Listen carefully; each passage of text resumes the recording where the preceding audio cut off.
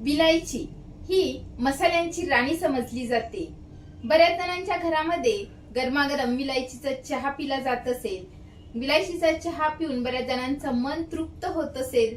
तसेच बऱ्याच जणांच्या घरामध्ये आधीपासूनच गोड पदार्थांमध्ये विलायची टाकली जाते।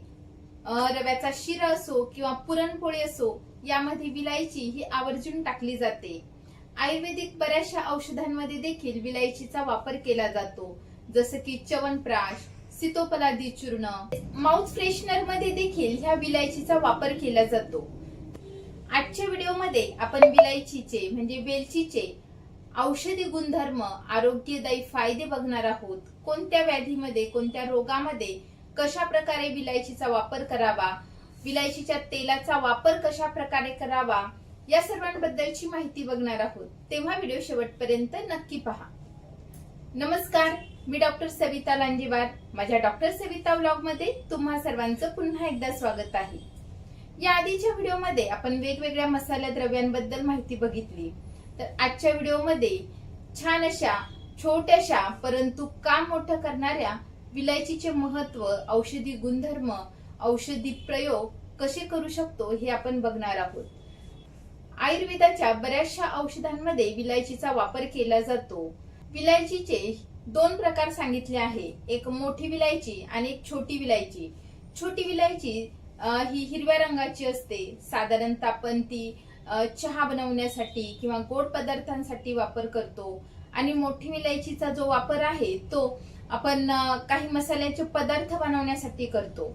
आयुर्वेदामध्ये ज्या औषधी बनवल्या जातात, तर त्या औषधांमध्ये छोट्या विलायचीचा वापर केला जातो। आजच्या व्हिडिओमध्ये आपण ह्या छोट्या हिरव्या विलायचीचे काय गुणधर्म आहेत, कसे प्रयोग करायचे आहे, याबद्दलची माहिती बघणार आहोत। सर्वात प्रथम आपण विलायचीचे काय गुण आहेत ते बघूया। विलायची यालाच आयुर्वेदामध्ये एला म्हणून ओळखलं जातं।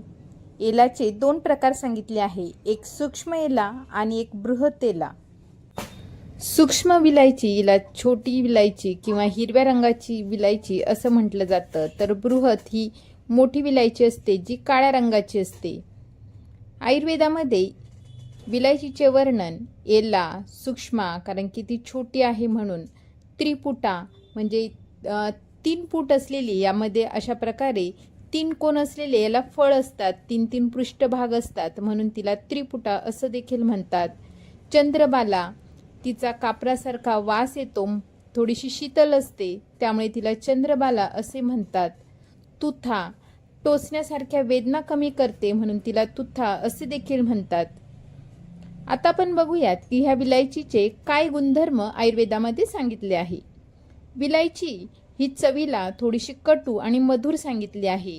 गुणाने लघु म्हणजे पचायला हलकी आणि वृक्ष म्हणजे वृक्षता वाढवणारी, ड्रायनेस वाढवणारी सांगितली आहे।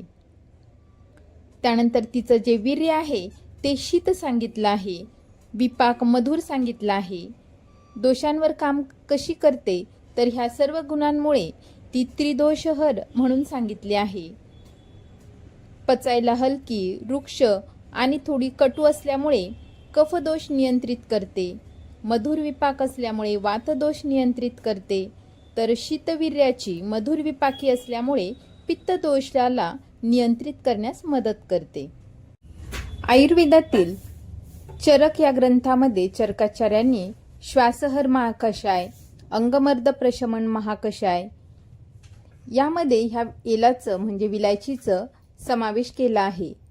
तसेच इतर ग्रंथांमध्ये एलादी वर्ग तसेच त्रिजातकमध्ये ह्या विलायचीचा, वेलचीचा समावेश केला आहे।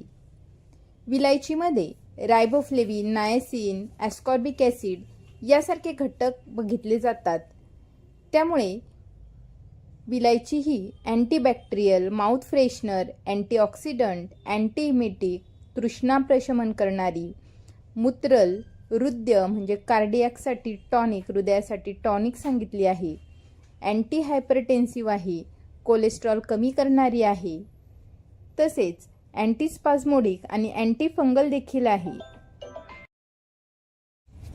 व्हिडिओच्या पुढे आपण बघूयात की ही छोटीशी विलायची आपण घरच्या घरी कोणत्या कोणत्या व्याधीवर कशा प्रकारे वापर करू शकतो। तर सर्वात प्रथम पचन संस्था. वेलची ही पाचक, वात शमन करणारी, गॅस्ट्रोप्रोटेक्टिव्ह, पचन सुधारणारी, वात कमी करणारी सांगितली आहे. जर तुम्हाला छातीत जळजळ होत असेल, हायपर ॲसिडिटी असेल, त्यामुळे छातीत जळजळ होत असेल, गॅस्ट्रिक ॲसिड जास्त प्रमाणात सिक्रीट होत असेल, त्यामुळे जर छातीत जळजळ होत असेल, पित्त वाढलं असेल, त्यामुळे पाचकाग्नी बिघडते, अन्न जे आहे ते व्यवस्थित पचन होत नाही, अन्नाचं अयोग्य पचन होतं, त्यामुळे आपल्या शरीरामध्ये आम उत्पादन होतं. तर हा जो आमदोष आहे तो आपल्या पचनवाहिन्यांमध्ये जमा होतो आणि छातीमध्ये जळजळ व्हायला सुरुवात होते. अशा वेळी जर तुम्ही वेलचीची पावडर तुपासोबत घेतली किंवा वेलची चघळली तर ही जळजळ कमी व्हायला मदत होते. वेलची ही भूक वाढवण्यासाठी देखील अतिशय गुणकारी आहे. वेलची ही आपल्या शरीरातील वात, पित्त, कफ ह्या तिन्ही दोषांचं बॅलन्स करते. त्यामुळे जर तुम्हाला अग्निमांद्य असेल तर अशावेळी वेलचीची पावडर इतर औषधांसोबत जर घेतली तर त्याचा फायदा बघितला जातो. वेलची ही दीपन करणारी सांगितली आहे. त्यामुळे तुम्ही वेलची तसेच थोडीशी सुंठ पावडर किंवा आल्याचा 1 चमचाभर रस आणि वेलचीची अर्धा चमचा पावडर घेतली तर भूक वाढवण्यास मदत होते. बऱ्याच जणांना सतत डोकेदुखीचा त्रास असतो. आपल्या शरीरातील वातदोष किंवा पित्तदोष वाढल्यामुळे सहसा डोकेदुखी बघितली जाते.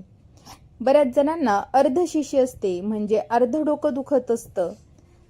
तर याची काय कारणं असतात? जर समजा आपल्या शरीरातील वातदोष वाढला असेल, जसं की निद्रानाश झाला असेल, रात्रीला व्यवस्थित झोप होत असेल, नैराश्य असेल, बद्धकोष्ठता असेल, यामुळे आपल्या शरीरातील वातदोष वाढतो आणि त्यामुळे अशा प्रकारची डोकेदुखी बघितली जाते. तर वाढलेल्या पित्तामुळे अर्धशिशी बघितली जाते. तर अशा वेळी जर तुम्ही वेलचीचा चहा बनवून पिला तर ही डोकेदुखी कमी व्हायला मदत होते. वेलची ही रक्ताभिसरण सुरळीत करण्यास मदत करते, त्यामुळे पित्तामुळे होणारी अर्धशिशी कमी व्हायला मदत होते. तर वेलचीचा चहा बनवण्यासाठी तुम्ही 1 कपभर पाण्यामध्ये अर्धा चमचा वेलची पावडर टाकावी आणि चांगली उकळी येईपर्यंत, अर्धा कप शिल्लक राहील इथपर्यंत ते पाणी आटून घ्यावं. हा काढा बनवताना मंद आचेवर काढा तयार करावा. त्यानंतर हा काढा गाळून त्यामध्ये थोडीशी साखर म्हणजे खडी साखर ॲड करून ते जर तुम्ही काढा पिला तर अर्धशिशी कमी व्हायला मदत होते. त्यानंतर रक्ताभिसरण संस्था. ज्या लोकांना हायपरटेन्शन म्हणजे ज्यांचा BP हाय असतो, अशा लोकांनी जर वेलचीच्या पावडरचं सेवन सुरू केलं किंवा वेलची खायला सुरुवात केली तर त्यांचा BP कंट्रोलमध्ये राहण्यास मदत होते. वेलची ही अँटीऑक्सिडंट सांगितली आहे. तसेच रक्ताच्या गुठळ्या होऊ देत नाही, कारण वेलची ही फायब्रिनोलायसिस वाढवण्यास मदत करते. त्यामुळे हृदयविकाराचा धोका देखील कमी होतो. वेलचीमध्ये मूत्रल असे गुणधर्म आहे, त्यामुळे वाढलेला BP कमी व्हायला मदत होते. ज्या लोकांना BPचा त्रास आहे त्यांचा BP कंट्रोलमध्ये राहण्यास मदत होते. BP म्हणजे काय? तर एक प्रकारे रक्तगत वात असतो, म्हणजे रक्तवाहिन्यातील रक्ताचा वाढलेला दाब असतो. त्यामुळे हा वाढलेला वात कमी करण्याचं काम ह्या वेलची करतात. रक्तसंचालन सुरळीत करते म्हणून ती हृद्य देखील सांगितली आहे. हृद्य म्हणजे हार्टसाठी एक प्रकारचं टॉनिकच आहे. जर तुम्हाला हायपरटेन्शनचा त्रास असेल, BP वाढत असेल किंवा हृदयासंबंधी काही विकार असतील तर अशा वेळी वेलचीची पावडर मधासोबत किंवा कोमट पाण्यासोबत घ्यावी. आता आपण बघूयात की श्वसन संस्थेवर वेलचीचा काय वापर करू शकतो. श्वसन संस्थेवर अतिशय उपयुक्त असलेली ही वेलची आपल्या घरात प्रत्येकाच्या घरी असायलाच हवी. जर तुम्हाला दमा, बेडकायुक्त खोकला अशा प्रकारचा त्रास असेल तर विलायचीची पावडर मधासोबत वारंवार घेत राहावी, म्हणजे चाटत राहावी. जर तुम्हाला वारंवार खोकला, सर्दी होत असेल, अशा प्रकारचे कफज विकार होत असतील तर यावेळी सुद्धा वेलचीची पावडर मधासोबत वारंवार चाटत राहावी. बऱ्याच जणांना घसा दुखत असतो, घसा खवखवतो, जेव्हा सर्दी खोकल्याच्या इन्फेक्शनची सुरुवात असते अशा वेळी हे लक्षण सहसा बघितलं जातं. वेलची ही अँटीबॅक्टेरियल असल्यामुळे घसा खवखवणे कमी करण्यास मदत करते. तसेच बऱ्याच जणांना घशामध्ये जळजळ देखील होत असते, तर ती जळजळ देखील कमी व्हायला मदत होते. यासाठी विलायचीची पावडर मधासोबत वारंवार चाटत राहावी. क्षयरोगामध्ये देखील विलायचीचा वापर अतिशय चांगला बघितला जातो. विलायची युक्त असलेल्या सीतोपलादी चूर्णाचा वापर तुम्ही सर्दी, खोकला, दमा, क्षयरोग यासाठी करू शकता. मूत्रवाह संस्था. मूत्रवाह संस्थेवर देखील विलायचीचा अतिशय चांगला उपयोग बघितला जातो. विलायची ही मूत्रल सांगितली आहे. जर कुणाला मूत्रासंबंधी काही विकार असतील, मूत्रकृच्छता असेल म्हणजे लघवी करताना त्रास होत असेल, लघवी साफ होत नसेल, तर अशा वेळी जर तुम्ही विलायचीची पावडर घेतली तर तुम्हाला लघवी साफ व्हायला मदत होते. तर यासाठी विलायचीची पावडर कोमट पाण्यासोबत घ्यावी. ज्या प्रकारे वेलचीची उपयोग सांगितले आहेत तशाच प्रकारे वेलचीपासून बनवलेल्या तेलाचे देखील अतिशय चांगले उपयोग सांगितले आहे. वेलचीचे तेल हे अँटीसेप्टिक, माउथ फ्रेशनर यासाठी उपयुक्त ठरते. वेलचीच्या तेलाचा वापर हा फुफ्फुसातून अतिरिक्त जो कफ असतो तो बाहेर काढण्यास तसेच ब्रॉन्कायटिसमध्ये देखील आराम देण्यास मदतगार ठरतो.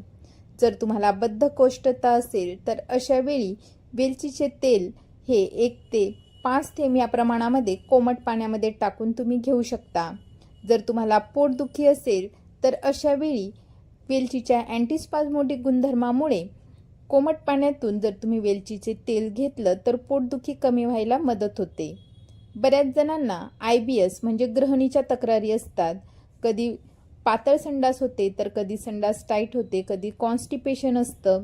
तर अशा वेळी पाचक अग्नीचे संतुलन ही वेलची करते. तसेच पोटामध्ये होणारी जळजळ कमी करायचं काम देखील ही वेलची करते. बऱ्याच जणांना ग्रहणीमुळे वारंवार जुलाब होणं, अपचन होणं, तणाव होणं यासारखी लक्षणं बघितली जातात. त्यामुळे दीपन पचन करणारी जर वेलचीचं सेवन तुम्ही केलं तर आतड्यांमध्ये होणारे जे पेटके असतात ते कमी होतात. वारंवार होणारे जुलाब कमी व्हायला मदत होते. पचनक्रिया सुधारते. बऱ्याच जणांना प्रवासाची भीती वाटते, कारण की प्रवासामध्ये बऱ्याच जणांना उलटी, मळमळ यासारखे लक्षणं बघितले जातात. यालाच मोशन सिकनेस असे म्हणतात. जर तुम्हाला मोशन सिकनेसचा त्रास असेल तर वेलची ही तुमच्यासाठी अतिशय गुणकारी आहे. एक प्रकारचं अमृतच आहे. ज्या लोकांना मोशन सिकनेसचा त्रास आहे अशा लोकांनी वेलचीचं चूर्ण म्हणजे वेलचीची पावडर गुळासोबत जर खाल्ली तर मोशन सिकनेस कमी व्हायला मदत होते. त्यांना होणारी मळमळ, उलटी कमी व्हायला मदत होते. तर अशा प्रकारे तुम्ही देखील ह्या वेलचीचा वापर घरच्या घरी विविध विकारांवर, विविध आजारांवर करू शकता. किंवा आपल्या रोजच्या आहारामध्ये जसं की गोड पदार्थांमध्ये वेलचीची पावडरचं सेवन जर केलं तर आपलं जे पाचकाग्नी आहे, पचनक्रिया आहे ती सुरळीत राहण्यास मदत होते. पुन्हा भेटूयात पुढच्या व्हिडिओमध्ये. तोपर्यंत हेल्दी खा, हेल्दी रहा, आयुर्वेदाला जवळ करा. व्हिडिओ आवडल्यास व्हिडिओला लाईक करा. चॅनलवर नवीन असाल तर चॅनलला सबस्क्राईब करा. थँक्यू.